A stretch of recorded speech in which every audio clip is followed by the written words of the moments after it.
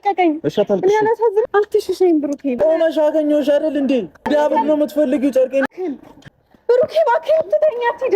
ከዚህ በላይ ትዕግስት፣ ከዚህ በላይ ሰው ማውራት፣ ከዚህ በላይ ትኩረት መስጠት፣ ከዚህ በላይ ቦታ ጊዜ መስጠት እንኳን በጣም ይበዛል ብዬ ነው የማስበው። በብሩክ ልክ ታጋሽ ሰው አለ ብዬ አላስብም።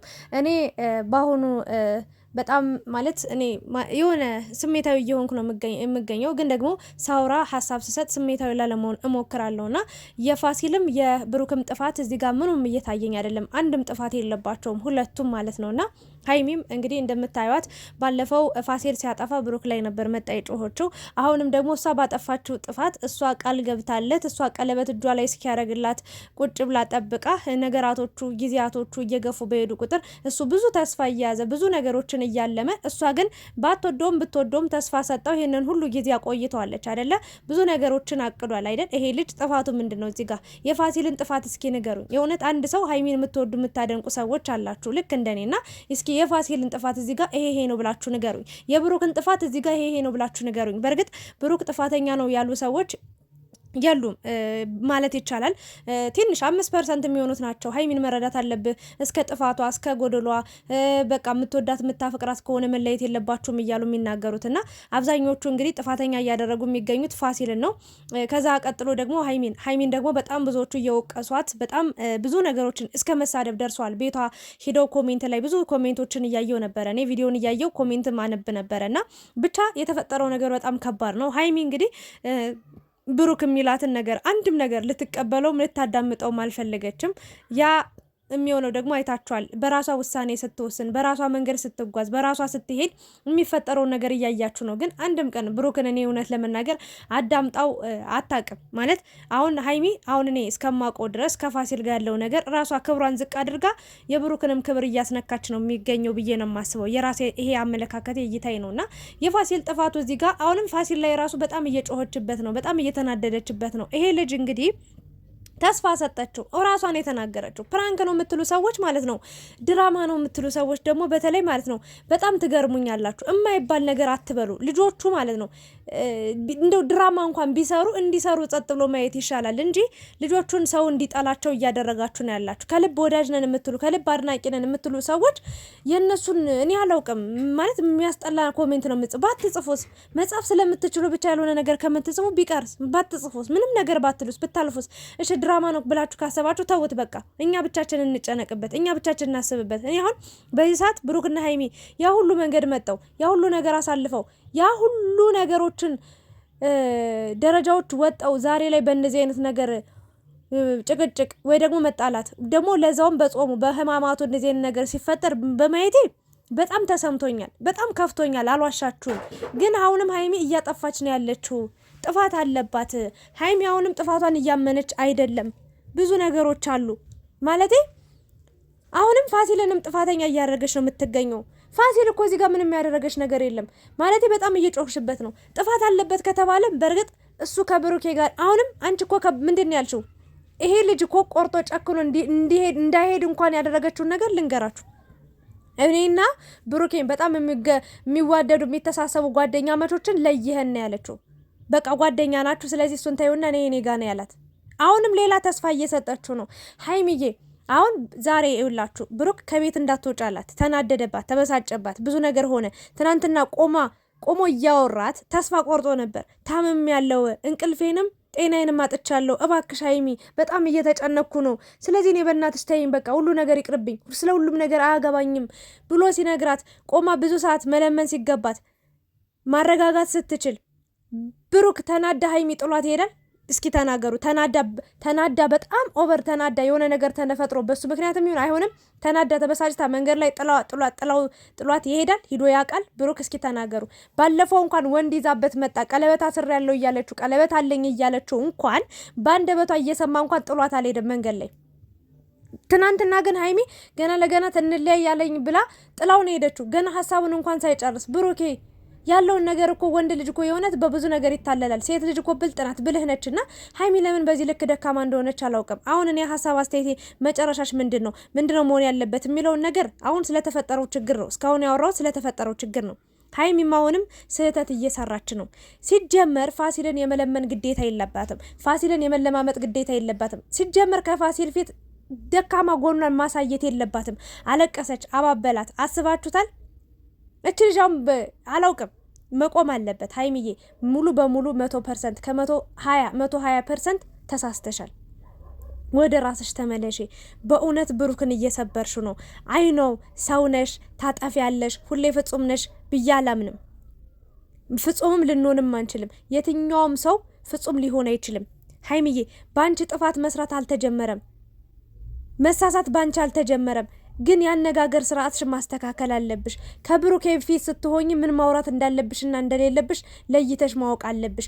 ባንቺ ምክንያት እየተጎዳ ነው። ሀይሚዬ በጣም የሚወድ ሰው እኔ በጣም ፈርቼልሻለሁ።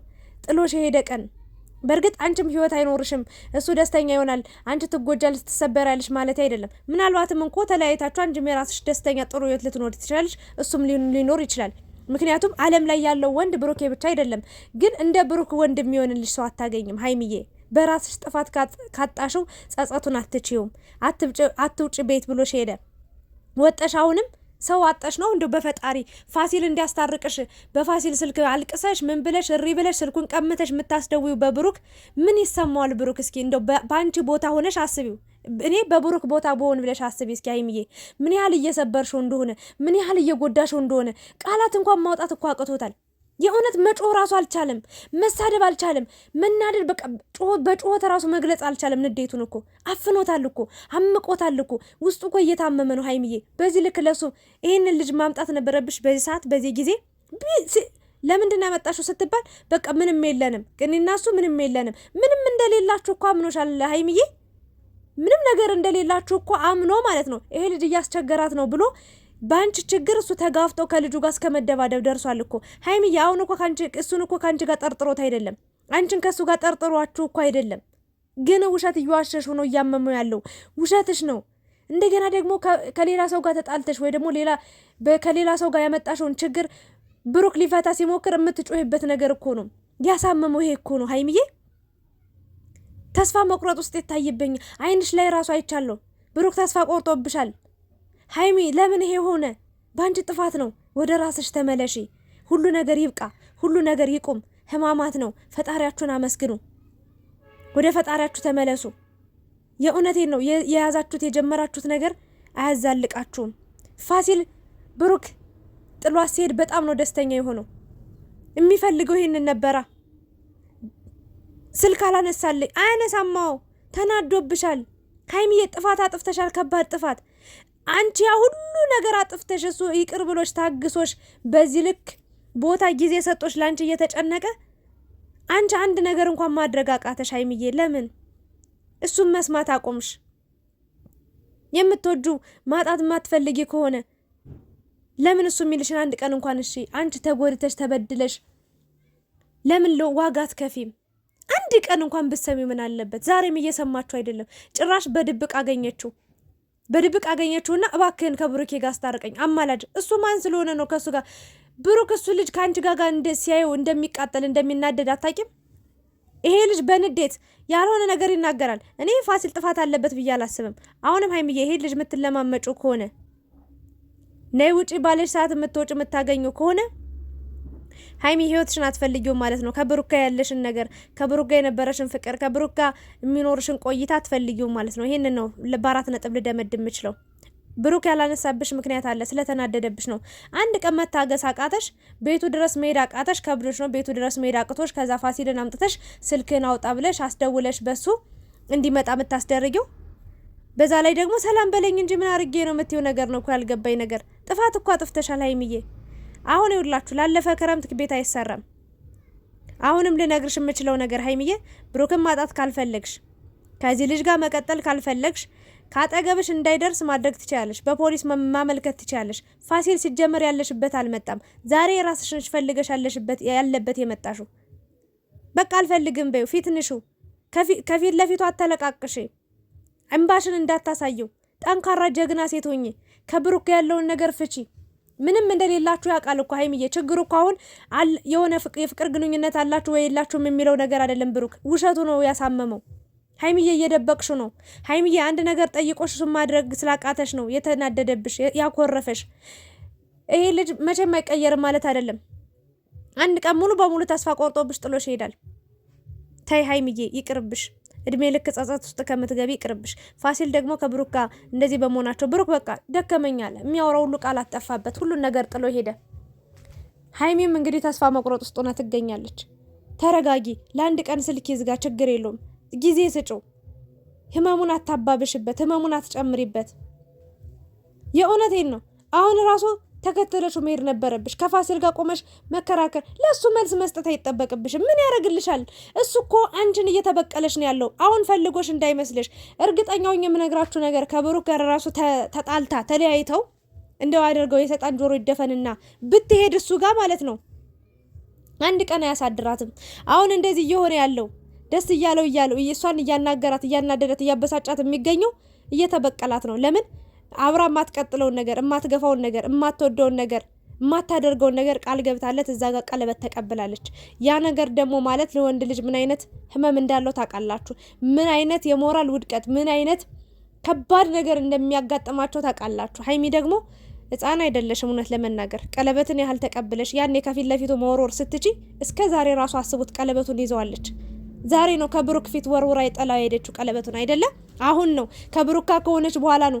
ከብሩካ ከበጣም ከረጅም ጊዜ በኋላ ከሆነች በኋላ ነው። ይሄ ለምን አስፈለገ? ይሄ ልጅ አሁን ተስፋ መያዙስ ጥፋት አለው ትላላችሁ? ቀለበቱን አልሰጠችው ወይ ወዲያውኑ ዞር ብላሽ ለጓደኞቹ ክብር ስትል ተቀበለች። እሺ እንመን፣ ይሄንን አመንን። ጓደኞቹ እንዳያስደብሩት ከጓደኞቹ ፊት እንዳይዋረድ ቀለበቱን ተቀበልሽው። እሺ ከዛ ደግሞ ሀይሚን አታውቋትም ወይ ምናምን ብላችሁ ደግሞ የምትጣሉ ሰው የምትናገሩ ሰዎች ማለት ነው። እኔማ አውቃታለሁ ብዬ ነበር ሀይሚን፣ አሁንም አውቃታለሁ በደንብ። ግን ደግሞ አውቃታለሁ ማለት ስህተት አትሰራም ማለት አይደለም፣ ጥፋት አታጠፋም ማለት አይደለም። ፈጣሪ አይደለች፣ ፍጹም አይደለች። ሀይሚን ብናውቃት ብንወዳትም፣ ለእሷ ክብር ቢኖረንም፣ ለእሷ ፍቅር ቢኖረንም፣ ለእሷ ትልቅ ቦታ ቢኖረንም፣ እሷ ትልቅ ደረጃ ደርሳ ማየት ብንፈልግም፣ ሀይሚና ብሩክ አንድ ሆነው በትዳር ተጣምሮ ማየት ብንፈልግም ግን ደግሞ ምንም አይነት ጥፋት በህይወቷ ዘመን አታጠፋም። ብሩክን አትጎዳውም፣ አትበድለውም። ብሩክ ላይ ጥፋት አታረገም፣ አትሰራም፣ ወይም ደግሞ ውሸት አቷሽም ብዬ 100% በሀይሚ ተማምኜ የምናገረው ነገር የለም። ሰው ነቻ ታዲያ። እኔ ራሴን ራሱ አላምነውም። በየ10 ደቂቃው በየ20 ደቂቃው ነው ጸባይ የሚቀያየረው። እናቴ የማዋሸው ነገር ይኖራል፣ የማደርገው ነገር ይኖራል። ራሴን ያላመንኩ ሰው እንዴት ነው 100% እሷን እንደ ፈጣሪ ላምን የምችለው? እንዴ ሀይሚ እኮ ሰው ናት አይደል? ትሳሳታለች። ግን አሁን እኔ ልል የምችለው የተፈጠረው ነገር ተፈጥሯል። ግን ሀይሚ አሁንም ተረጋጊ፣ ለራስሽ ጊዜ ውሰጂ። ብሩክ የሚልሽን ነገር አንድ ነገር እንኳን እሺ በይው እባክሽን ነው ልላት የምችለው። ብቻ ግን ብሩክና ሀይሚ በጣም ከባባድ ነገሮች እየመጡ ነው። ትንሽ ነገር ይመስላል ሲጀመር። አሁን ግን የደረሰበትን ደረጃ ተመልከቱ። ብቻ ፈጣሪ ያስተካክለው። ይሄ የሰው እጅ ገብቶበት የሚስተካከል ነገር እንዳልሆነ እየተረዳው ነው። እሱ ይርዳችሁ፣ መድኃኒዓለም ይርዳችሁ ነው የምለው። በጣም በጣም በጣም ነው ያዘንኩትኝ በእውነት።